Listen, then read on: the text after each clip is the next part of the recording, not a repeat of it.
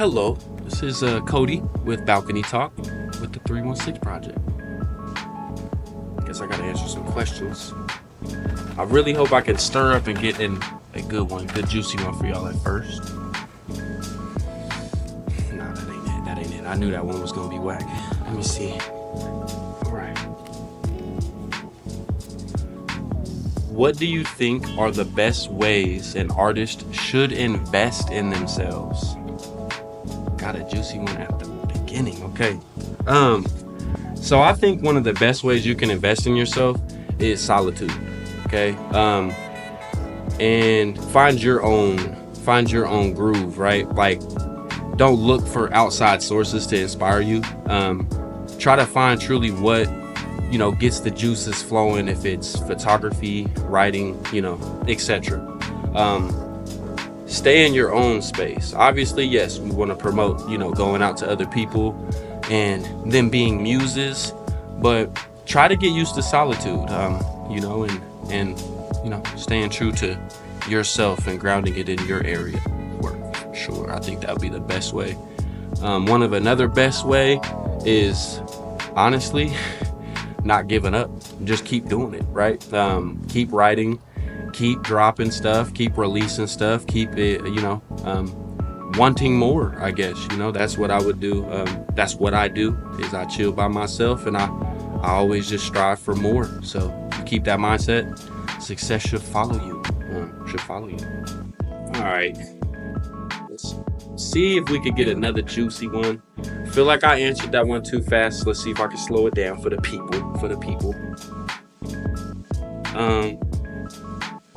How do you think you have evolved over time since your first track or project?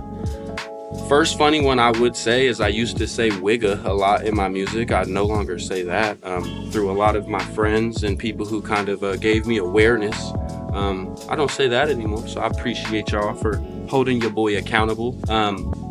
One big thing though, truly, that has changed and evolved is, I would say, I really, because I've always been a writer, y'all. I've always low-key had them bars. You can ask about me. I'm really going to say my performance. Like, at first, you can ask Reese, you can ask Miguel. Man, I used to be a sitting duck on the stage. I used to, for real, tell somebody to give me a stool so I could sit down and feel a little bit more comfortable with my non-movements, but moving around, actually asking crowd, for interactions and stuff is something that truly evolved over time and got better. It also helped me out with my music videos, because I was stagnant in music videos. Bird's eye view, don't judge me. I was just standing around chilling with y'all. So a good thing I evolved in, I think.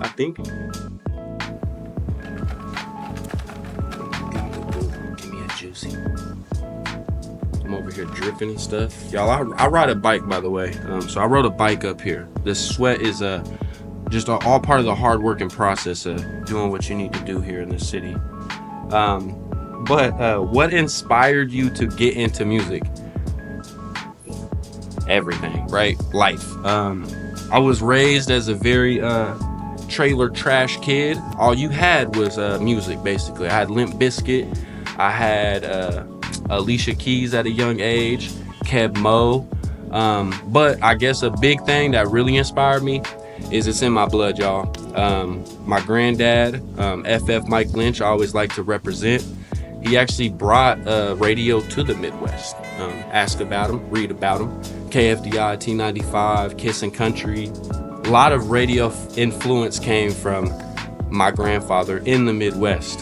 So seeing that made me say, why would I give this up? I'm not really good on radio stuff. I'm gonna get there. I'm gonna get to the podcasting and stuff, but main thing is just seeing that it's a generational thing that's always been going on, even before my grandfather. Fun fact, his grandfather, Francis, rest in peace to the OG, he actually performed and had 12 Billboard hits back in the 1920s. You can look them up. Keller Sisters and Lynch. They actually have a full music video on YouTube right now from the 20s. So, I stirred it up because I knew my grandfather's history. But then when my parents and aunt and uncles were like, you should check this stuff out on YouTube, seeing that, seeing the actual performance and seeing that I had that also in my blood, why would I give it up? I have it. It comes naturally, basically. And now you guys know why. So that's what inspires me, man. My family. I actually really love this popcorn, y'all. Alex buttered this stuff up so good, dog. What do you want people to feel or reflect when they listen to your music?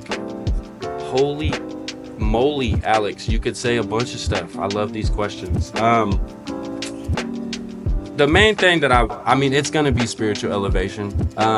You can sit here and go on politic runs, financial runs, anything, man. This world just wants you kind of stirred up. What I represent is ignoring all the chatter, solitude, and finding your inner peace. Recently, I have kind of gained more faith in the past 2 years. So, I kind of hunkered down a little bit, and, you could hear it in Bird's Eye View. You can definitely hear it in my last 3 recent drops with my people, Sedgwick. We trying to push the word a little bit. I'm not trying to force the word or nothing, but I do want people to question their relationship with God, or a higher power. A lot of people like to say man, or woman. I like to say mother, father, the creator. So kind of let that sink in and peep the music, man, and elevate your soul, baby.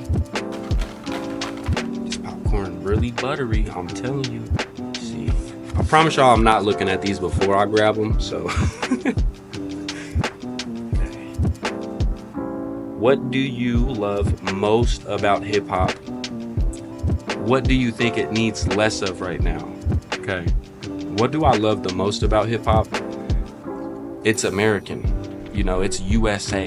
You can sit there and say, all these other things derived from China, India, and every other place. You can take hip hop and say it was created by the people, okay? By us, okay? That's why I like hip hop. There's so many other cultures who have adopted these certain fashions, rapping and spray painting, you feel me? Shout out to my boys, and DJing, okay? 4 pillars of hip hop that started in good old New York. It's a representation of just an actual good side of USA history, we'll say. So shout out to that. And also it empowers people, man. It's you. That's music in general, but it's nice because I feel like it's a direct word from your soul, right? Because I got to think about hella words to describe what I'm saying. You can kind of elaborate on melodies when it comes to other genres, and you can still portray a message, but rap, you got to be direct, so that's also why I like hip hop. Graffiti's part of hip hop, okay? I love graffiti. Want to know why? Because that's preserving human history in my eyes, okay? You're able to, put a picture up, and that's a character in a certain generation or time period. You could put, a certain word phrase that you write, that would represent a certain generation time phrase. It's a time stamp, basically, is what hip hop does for me, at least. That's why I like it. Man, we were just talking about this, and this is a great point I like to make. What hip hop needs less of is, and Bandini said it too, and I really want to elaborate on that, is people who are truly trying to do it for $1. I'll quote that. I do want to run with that one. I do believe that, a lot of people start this to make money instead of just do it for the expression of you being a human. That's why I like hip hop, is because no one can take your perception away from you. Only you have power to do that. So for you to be able to take that power, verbalize it, materialize it, do whatever, on a soul level, on a spiritual level, and help other people out. I like that. Doing it for $1 and just $1, and you're just gonna get paid and you moving on. You don't really have a connection with that artist who you recorded with or that producer you recorded with, and then that's where I think you need less of, for sure. Do it for the love, man. And it'll come, all that love and stuff. You'll get the monetary stuff. You'll get that money eventually. In my eyes, at least. Some more butter for the people. Let me go deep. I ain't read to like a corner of the box yet. Let's see what the corner talking about.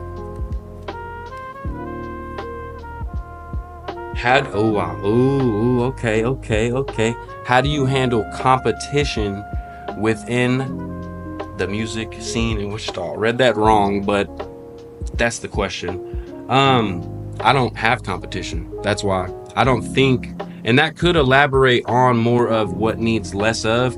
I don't think this is a sport. I think people who think hip hop's a sport and competitiveness and all that stuff is what really has hindered it.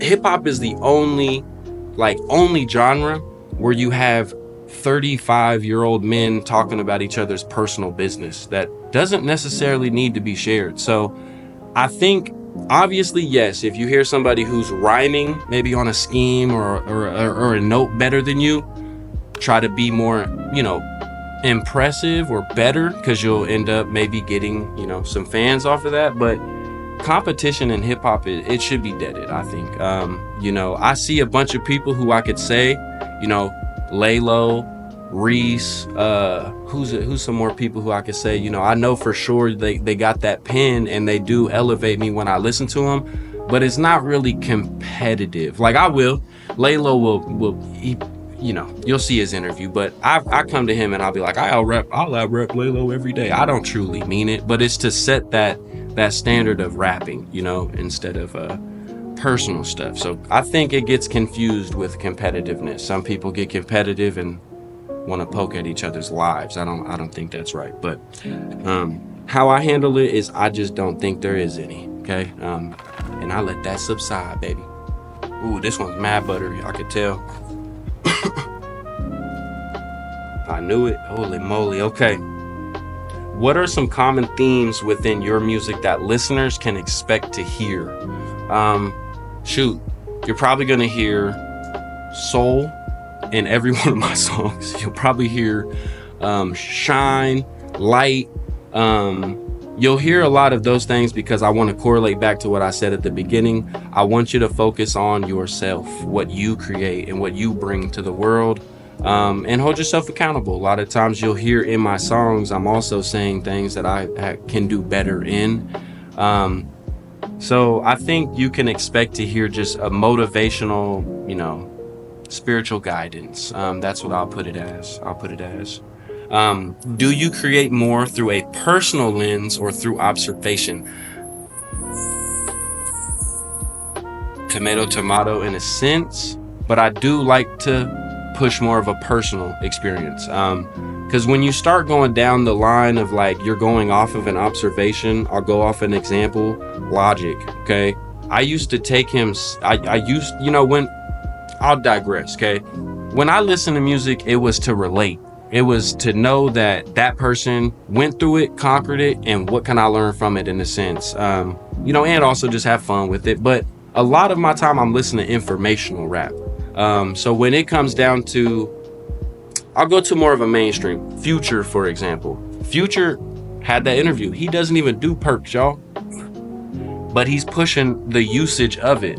So you can say he is pushing an observational lens, but at the end of the day, people are going to take that for your word and you making it kind of cooler and people going to gravitate towards more. Like, music is influential. And if you start talking about observations, for example, Logic was talking about a lot of gangster ass observations that he had no part in, and you could make a kid think that that's cool because you're Logic or your Future. So I think through a personal lens and personal accomplishments are the best way to go about it, and that's what I gravitate towards a lot, almost all the time. I don't know where I got this butter theme at, y'all, but I bet you nobody else in these interviews are gonna say it. What's something you've had to learn the hard way while on this creative journey? Not everybody's gonna have your best interest, my brother and sister. You know, you could sit there and give your all to, you know, certain things, and, you know, it might fall through as they were trying to monetize you the whole time or anything like that. I think the best lesson I've learned is just make sure you have your stuff together. You're able to navigate your own shows, navigate your own recording sessions and stuff like that. Don't depend on other sources, because at the end of the day, everybody has their own inspirations and their own roads they're trying to go down, and their own agenda, not in any bad way, shape, or form, but you just got to have your own. You got to be turning your own page, basically. You can't be having somebody read the book for you. Simple as that. I'm gonna keep that way simple. I could elaborate. Y'all lucky. Nah, that one was. See, I'm looking at the bigger, like, printed out ones. That's when you know they're a little juicy. Maybe not. This one was thick and it's real small. But so, what are you currently working on? A lot of stuff, man. I want to give a big shout out to Sedgwick, of course. Me, Wisdom, Boda. We got Ray. We got Onyx. Shout out to Holly. We got a lot of people on our team that we're just trying to push a brand, basically. Right now, yes, we are in the avenue of hip hop, but man, we got a podcast coming out called The Potty Math. There's a bunch of stuff. Like, specifically, if I'm saying what I'm gonna do right after I get home, right after I get off this interview, I got a song I'm working on with Wisdom. We got a tape finna come out, so I ain't gonna go in no more detail. Y'all better get ready, because you know you heard the most recent songs by me and Wisdom, and that's all I'm gonna say. You know, we got some songs finna come out for the people, by the people. We're getting thin. Hold on now. Okay, here we go. Who's your rap? This is funny. Who's my rap Mount Rushmore? Stop playing, bro. Anybody say I'm wrong on this, bro? You done put your head up a wall and you ain't listening to rap. In the last 10 years, Kendrick's is obviously gonna be my George Washington. That's my boy, man. Kendrick is he's taught me a lot, man. My dad was in jail when Good Kid, Mad City came out. I didn't have a father figure, so I tell a lot of people that I was actually fathered through rap, in a sense, and people be like, oh, that's corny, blah blah blah blah blah blah. But you know, a lot of my lessons in morality wasn't taught from a father figure or from like this OG or uncle status. I was really this, you know, lone wolf, kind of just figuring it out.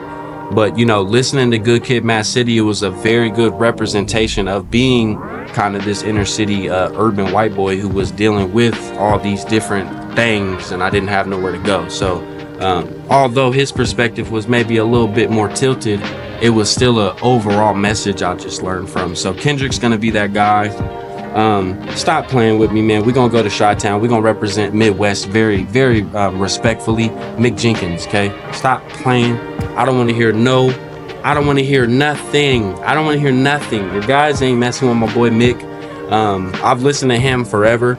I will safely say this Midwest Wichita region probably wouldn't even know about Mick if it wasn't for me. So Mick, you owe me a little dinner or something, because when Waters came out, I will never forget Dat Piff. I didn't even know who Mick was. I just thought that cover art with dude floating was dope. Matter of fact, fun fact, this guy ain't part of my Mount Rushmore, but it matched the same aesthetic as The Rodeo by Travis. So they both had these kind of floating guy, little artists, and I was like, man, let me get both of them, you know? Stop listening to Travis, that boy Mick, Spiritual Elevation.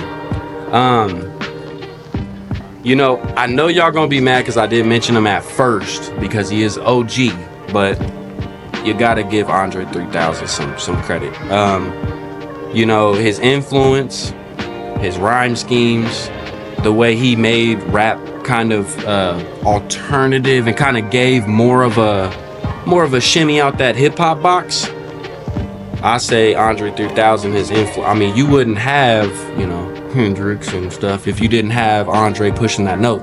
Shout out to the Geminis, man. They both go crazy. I think Mick might even be a Gemini. But you know, I'll have to bring a woman into the picture. Actually, the last two are gonna have to be women, because these two inspire me a lot to this day. Erykah Badu, can't go wrong with her. She gave me my melody. She gave me my soul. She gave me my flow. I feel like if you could really listen to Erykah and you start listening to how I get in the cut when I start doing my melodies, you'll understand. So melodies and that soulfulness from Erica, lyrical punctuation, and actually writing, Lauryn Hill, okay? She set the standard, okay? I'll be honest with you, she set such a standard on me that I want to do a one and done album, okay? I want to do a Lauryn Hill moment where, you know, I know she dropped all those little things with her group, but she dropped one album and she cool, you know? So, I really get mad inspired by, you know, seeing women push that envelope. So those two would have to sum up my Mount Rushmore. Go visit that place, man. I'm about to create it here in a moment. Tour tickets will come up soon. Good question. I actually really like that one. Instead of your top 5, you know, I really like that. It's getting slippery. What's your most experimental song or project? I'm gonna say the project I am currently working on. Y'all don't really know this, okay? But Miss Potoshnik from Brooks, okay? She now I think teaches at East High. Anybody who knows her right now, tag her. She'll be super happy to see me talking about music and giving her a shout out. Singing, right? Like I can sing my ass off in a sense. And from my background, I've always thought it was just corny to expose that side of me. You can ask anybody who's recorded with me, man. I get into that cut and then I get into my bubble because I'm like, I don't want these people thinking I'm just corny little Justin Bieber person. But through newfound confidence and just understanding that, you know, obviously you're good at it, so you should just try it. I got a project that is mainly singing. Sojo was probably the first person who I dealt with as a producer. We got a song already that I've promoted for all like 3 years now. It's called Same Old Soul. That's what started this more, I don't know, like I said, questionable project, because I am singing way more on a tip, like I said, with Erykah Badu melodies and Lauryn Hill type of cuts. At first I thought it was corny. When you hear it, just make sure you got your shoes tied, your socks on, a seatbelt on, something like that, because you're gonna not think you're listening to me. So I'm excited for that, actually, and yeah, be on the lookout, baby. Be on the lookout. Let's see if I can read it without. Just kidding. How would you describe the hip hop scene within Wichita? Busy as, okay. There's hella people, okay, and I think that's dope. You know, I think if we all lock in, somebody's gonna pop. If it's the right person, hopefully they was raised as a gentleman and they'll hold that door open. You feel me? I feel like we've had a lot of stories in Wichita history, actually, that I've recently found out. We've had mad success.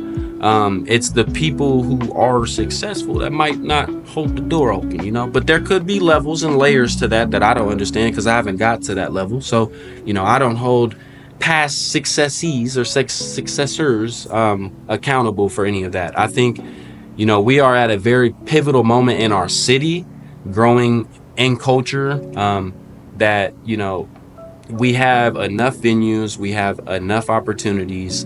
Let's work together, y'all, and let's get something popping. What does your creative process look like? You know, super alone half the time. I like my solitude. I like to sit and just be at my own pace. That would be about it. If it came down to, you know, if I had a creative block and I need to, you know, do something about it, my key when it comes to writing hip hop, if you hit that block and you need some creative juice, go listen to some country music. Or go listen to a whole different genre. Mine is country music, because low-key them country boys kind of be spitting. They just add a little melody to it and then bam, it's rapping to me. So my creative process would be maybe reaching out to other, you know, forms of art, as well as, like, if it isn't like directly hip-hop, let's say like I hit a writer's block and I don't want to listen to country, I'll go do, you know, painting for a little bit. I'll go do maybe a photo shoot or just mess around on my, you know, my beat pad for a little bit. But creative process would just be, in totality, a whole bunch of stuff, bro. Like just basking in myself, for sure. think that's the last one, y'all. I don't know if there's extra dimensions to this box, but we done popped this corn, I bet you that. I was hungry too, so I appreciate Alex providing the food. What inspires you outside of music? Humans, bro. Like, I love y'all, bro. I love us, right? We're mad creative. We're all here floating on a ball, I guess, spinning at, whatever velocity through space. Okay.